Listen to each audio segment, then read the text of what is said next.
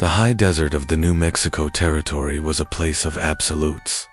The land did not care if you lived or died. It offered up a beauty so stark and vast it could steal your breath, and a cruelty so profound it could steal your soul. The wind, its only constant voice, was a high, lonesome whisper that promised freedom on good days and threatened madness on the bad dot. Anna had been here for 2 years, and she was only just beginning to learn its language. She had come from the soft, green, crowded hills of Pennsylvania, a place of damp earth and gentle rain. Here, the earth was baked iron, and the rain was a violent, fleeting memory. She had come with her husband, Ben, a man who saw not a wasteland, but a blank canvas. "It's the well, Anna," he'd said, his voice full of a pioneer's boundless, and often foolish, optimism. He'd slapped the rough-hewn timber frame of the well he'd spent 6 months digging by hand. "This is it. This is our life. Water, in this land. It's gold. It's more than gold. It's life." Their homestead was a tiny, defiant island in that golden, sun-scorched sea. A small sod house, a lean-to for their 2 mules, and a horse, a struggling patch of corn, and the well. It was 30 miles to the nearest settlement, a dusty, one-street affair called Repentance. They were alone, but they had each other, and they had their 4-year-old daughter. Leah. Anna was washing the dust from her face, the sky beginning to bleed into the soft, bruised colors of sunset, when she heard them. It wasn't the jingle of a lost rider. It was the rhythmic, confident plod of a dozen horses, moving as one. Ben was already at the door, his rifle in his hands. His face, usually open and bright, was a hard, pale mask. "Anna," he said, his voice low and tight. "Take Leah to the storm cellar." "Now, Ben, who is it?" "Just do it." Bolted from the inside. She grabbed Leah's small, warm hand. "Come, baby, a game. We're going to hide." But before she could take 2 steps, the riders had fanned out, forming a loose, arrogant semicircle around their small home. They were the Red Creek Gang. She knew it instantly. Their reputation was a poison that had seeped into every corner of the territory. They weren't just thieves. They were, ... Worse, the man in the lead dismounted. He was tall, dressed in a surprisingly fine duster, and moved with a lazy, reptilian grace. This was Silas Vane. He didn't look at Ben or the rifle. He walked straight to the well, dipped the bucket, and drew up a measure of clear, cold water. He drank from the dipper, long and slow, then splashed the rest on the ground. "It's good water, friend," Vane said, his voice carrying easily in the still air. It was a pleasant voice, which made it all the more terrifying. "A shame you dug it on my land." "This is a homestead," Ben said, his voice shaking but firm. "Filed and proper, with the territorial office. We have the papers." Vane chuckled, a dry, humorless sound. He turned to face Ben. Papers. He gestured to the vast, empty landscape, now bathed in the glorious dying light of the golden hour. "This is my paper. The man who can hold it owns it. And you're just a farmer. This land is for cattle. My cattle. And my cattle are thirsty. You can water your herd," Ben offered, his rifle wavering. "We don't want any trouble." "The trouble," Vane said, drawing his pistol in a motion so smooth it was almost invisible, "is that I don't like to share." The shot was a flat, ugly sound that shattered the perfect sunset. Ben fell, his body hitting the porch with a heavy, final sound. Anna screamed. It was a sound ripped from the deepest part of her. Leah began to wail. "Now, the house," Vane said to his men, as if ordering dinner. "Take what's worth taking. Burn the rest. Get the woman and the girl. The boys are owed some sport." 2 men grabbed Anna, their hands like rough, knotted ropes. She fought, kicked, and bit, a feral thing, but it was useless. They dragged her out into the yard. Another man, his face a mask of cruel, boyish glee, emerged from the house with a lit torch. He tossed it onto the dry roof. "No, please," Anna shrieked, her eyes on Ben's still form. Vane was on his horse now, looking down at her. "Oh, you'll be begging for a lot more than that, darlin'." He nodded to the man who held Leah. "Put the girl up here with me. We'll take her back to the canyon. She'll fetch a fine price down in Mexico." No. Anna's terror was eclipsed by a rage so pure and white-hot, it burned away her tears. "No, you can't. Take me. Let her go. Please, God, let her go."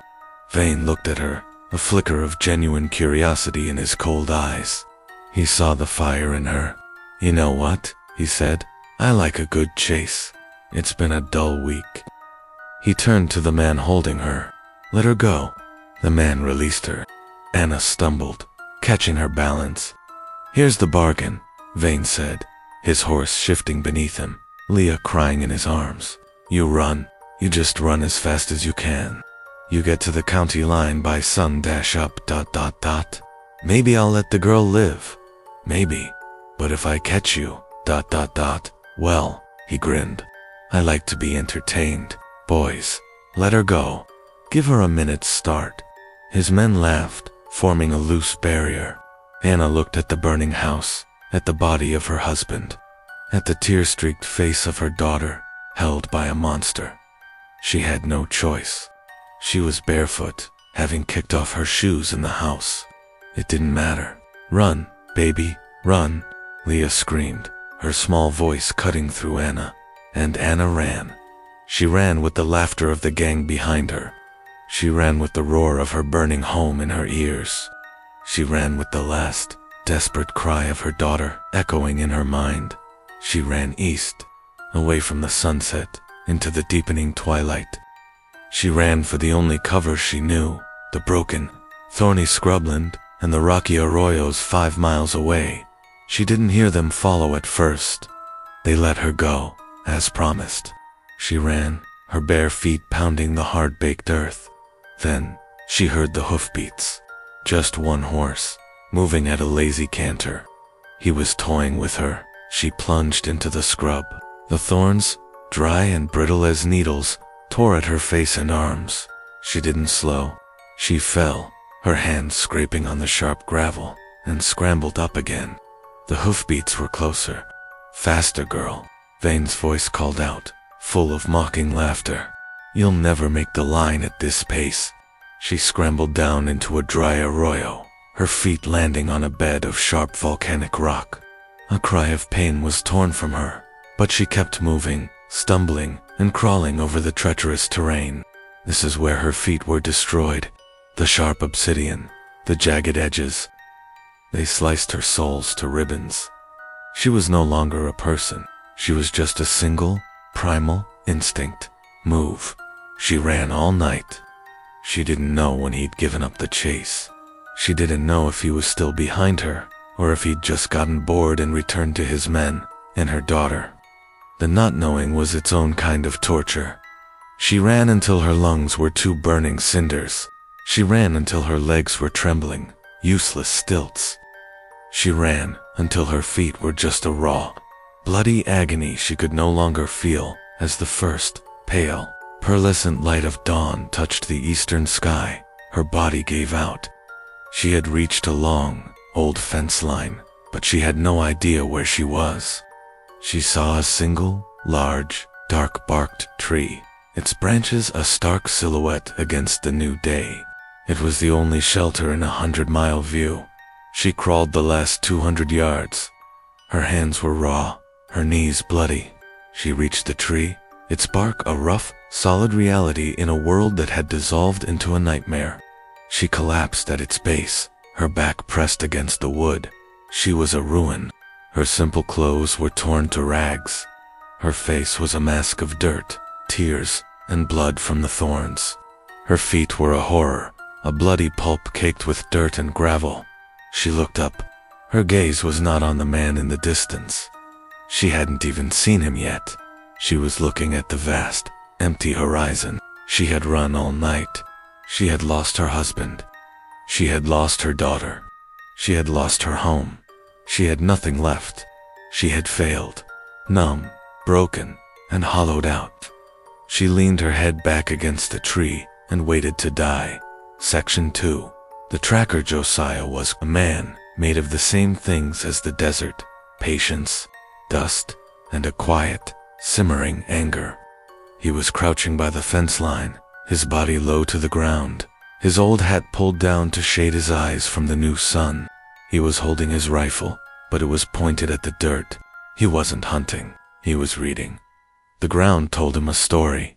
A dozen shod horses, riding hard. They'd come from the east, from the canyons. They'd stopped here. He looked up, his gaze sweeping over the landscape. He was 50 yards from the lone cottonwood and the woman sitting at its base. He had not been tracking her. He had been tracking the Red Creek gang. Silas Vane had killed his son. It had been 3 months ago. David, his boy, had been a deputy, and he'd been arrogant enough to ride into Vane's territory with nothing but a badge and a belief in the law. They'd sent him back in a box. Since that day, Josiah had been a ghost. He'd sold his ranch, bought supplies, and taken to the desert. He was a tracker, and one of the best. He had lived in this territory for 40 years. He knew every arroyo, every spring, every shadow. And he was going to find Silas Vane. He had found the burned-out homestead at midnight, the embers still glowing. He'd found the body of the man, Ben, and buried him in a shallow grave, his face a grim mask. He found the tracks of the woman, barefoot, running, and the tracks of a single horse toying with her. His cold, quiet anger had become a living, breathing thing. He'd followed her trail of blood and torn fabric for miles. His respect for her will grow with every agonizing step he tracked. He'd read the story in the dirt, the F. He'd read the story in the dirt, the F. Josiah was a man made of the same things as the desert: patience, dust, and a quiet, simmering anger. He was crouching by the fence line, his body low to the ground, his old hat pulled down to shade his eyes from the new sun. He was holding his rifle, but it was pointed at the dirt. He wasn't hunting, he was reading. The ground told him a story. A dozen shod horses, riding hard. They'd come from the east, from the canyons. They'd stopped here. He looked up, his gaze sweeping over the landscape. He was 50 yards from the lone cottonwood and the woman sitting at its base. He had not been tracking her. He had been tracking the Red Creek gang. Silas Vane had killed his son. It had been 3 months ago. David, his boy, had been a deputy, and he'd been arrogant enough to ride into Vane's territory with nothing but a badge and a belief in the law. They'd sent him back in a box. Since that day, Josiah had been a ghost. He'd sold his ranch, bought supplies, and taken to the desert. He was a tracker, and one of the best. He had lived in this territory for 40 years. He knew every arroyo, every spring, every shadow, and he was going to find Silas Vane. He had found the burned-out homestead at midnight, the embers still glowing. He'd found the body of the man, Ben, and buried him in a shallow grave, his face a grim mask. He found the tracks of the woman, barefoot, running, and the tracks of a single horse toying with her. His cold, quiet anger had become a living, breathing thing. He'd followed her trail of blood and torn fabric for miles. His respect for her will growing with every agonizing step he tracked. He'd read the story in the dirt, the fall in the scrub, the desperate scramble over the volcanic rock in the arroyo, the long, stumbling, final walk. Now, he saw her. She was a broken thing, slumped against the tree. He watched her for a full minute, his rifle ready, scanning the fence line, the distant hills.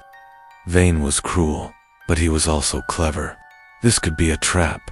He saw no one, just the woman, the tree, and the endless, empty land. He walked toward her, his steps slow, his boots making almost no sound in the dry grass. He stopped 10 feet away. She didn't move. She was looking up, her eyes fixed on the horizon, her face a mask of dried blood and profound absolute despair.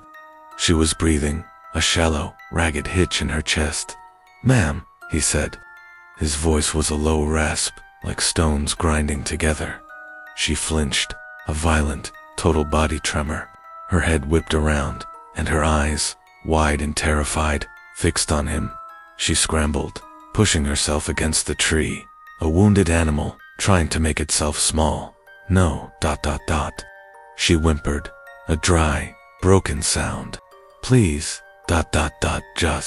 Just make it quick, please." Josiah's face, a map of sun-scorched wrinkles, softened, just a fraction. He slowly, deliberately, leaned his rifle against the fence post, well out of his own reach. He held up his calloused, empty hands. "I ain't them, girl," he said, his voice quiet. He crouched, keeping his distance, just as in the image. "My name's Josiah. I was at your home. I'm sorry. I buried your husband." Anna stared at him. The terror in her eyes didn't fade, but it was joined by a new, sharp confusion. "You, ... buried. Vain," Josiah said, his voice hardening. "I've been on his trail for 3 months. He killed my boy." He uncorked his canteen and slid it slowly across the grass toward her. "Water? Drink it. Slow." She looked at the canteen, then at him. Her hand, scratched and trembling, reached for it. She brought it to her cracked, bloody lips and drank. The water was a shock, and she coughed, her whole body shaking. My daughter," she choked out, the word in new agony. "Leah, he took her. He took my baby." Josiah's blood ran cold. He had assumed. He had seen the tracks and assumed the worst. But Vane hadn't just killed them. He had taken the child. This changed everything. This wasn't just a mission of vengeance anymore. It was a rescue. "He took her," Josiah repeated, his mind racing. "Where did he say?" "The canyon," Anna whispered, her eyes closing, the exhaustion pulling her under. He said, "Back to the canyon, and ... Mexico? He's going to sell her." Josiah knew the place. The Canyon of the Echo, a fortress of red rock, a week's hard ride from here, but only 2 days if you knew the shortcuts. And he knew the shortcuts. He looked at Anna. She was a wreck. She couldn't walk, not with those feet. He was a lone man, against a dozen. His best chance was to ride hard, get the drop on them. He couldn't do that and protect her. "My ranch," he said, making a decision. "It's a day's ride from here. It's safe, fortified. I'll take you there. I'll patch you up, and then I'll go get your girl." Anna's eyes snapped open. The vacant, despairing look was gone. It was replaced by something else. A cold, hard fire. It was the look of a mother bear. It was the look of a woman who had been pushed past breaking and come out the other side as something new, something hard, something dangerous. "No," she said, her voice a low, savage rasp. "Ma'am, you ain't in any shape too. You don't understand," she said. She used the tree to pull herself up into a sitting position, her face contorting in agony as her weight settled on her raw, shredded feet. She didn't cry out. She just absorbed it. "You ride in there alone. You're a dead man. They'll be watching for one man. They'll be watching for a rider." She looked up at him, her bloody, tear-streaked face a mask of terrible, cold resolve. "They won't be watching for me," she said. "They think I'm dead.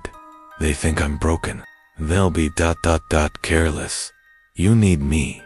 Josiah looked at her, at this woman who should be dead, who was running on nothing but pure, undiluted will. He had seen this look once before, in a mirror, the day after his son was buried. It was the look of someone who had nothing left to lose, and was therefore capable of anything. "You can't walk," he said, his voice flat. "I can ride," she said. He stared at her for a long, silent moment. The sun was higher now, the heat beginning to build. He was an old man, and his grief had made him slow. This woman, her grief had made her fast. "All right," he said, standing up. He ripped 2 long, clean strips from his bed. "We'll do this, but we do it my way." He spent the next hour tending to her. He cleaned her feet as best he could with water and whiskey from his flask, a process that made her pass out twice. She never made a sound. He bandaged them tightly, wincing as he did it. He gave her his spare shirt to put on over her torn one.